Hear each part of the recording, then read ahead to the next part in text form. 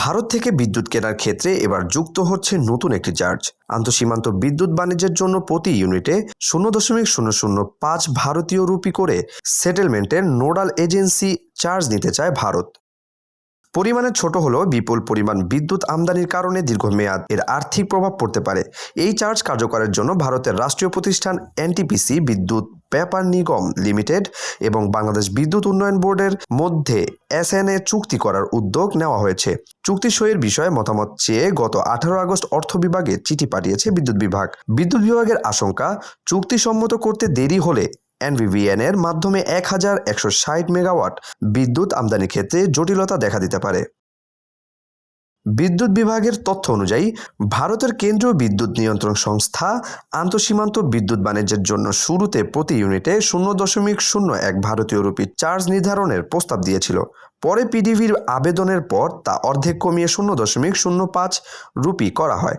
ভারত থেকে নেপাল ও ভুটান বিদ্যুৎ বাণিজ্যের ক্ষেত্রেও একই হারে এসএনএ চার্জ নেওয়া হচ্ছে। ভারতের পক্ষ থেকে বলা হয়েছে, আন্তঃসীমান্ত বিদ্যুৎ সরবরাহের সময়সূচি তৈরি, মিটার থেকে ব্যবহারের তথ্য সংগ্রহ, বিদ্যুৎ সরবরাহ ও ব্যবহারের হিসাব সমন্বয় এবং গ্রিড পরিচালনার মতো কাজের ব্যয় মেটাতেই এই চার্জ নেওয়া হবে। বিভিন্ন চুক্তি আওতায় ভারত থেকে সর্বোচ্চ 2656 মেগাওয়াট বিদ্যুৎ আমদানির সুযোগ রয়েছে বাংলাদেশের।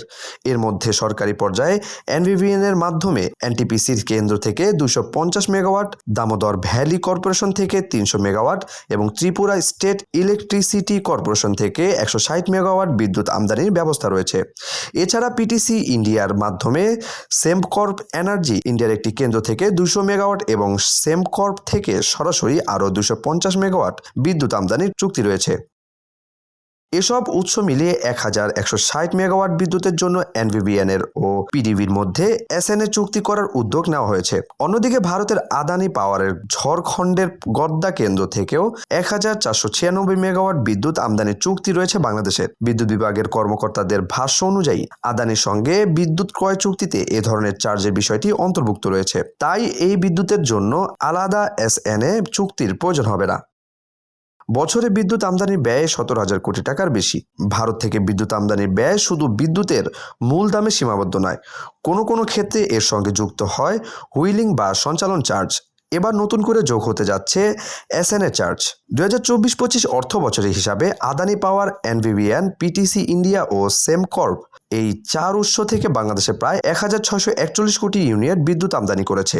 এর মূল্য দাম বাবদ পরিশোধ করা হয়েছে 16,999 কোটি 75 লাখ টাকা। দেশে গ্যাসের সংকটের কারণে স্থানীয়ভাবে বিদ্যুৎ উৎপাদন ব্যাহত হলে আমদানির উপর নির্ভরতা আরও বাড়তে পারে। সেক্ষেত্রে ভারত থেকে আমদানি করা বিদ্যুতের পরিমাণ বাড়ার সঙ্গে সঙ্গে এসএনএ চার্জ বাবদ বাংলাদেশের ব্যয়ও বাড়বে। ইএফটি ফার্স্টের সাথে ট্রেড করুন যে কোনো জায়গা থেকে।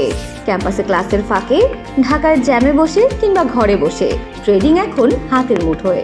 তাই ট্রেড করুন যখন খুশি, যেখানে খুশি।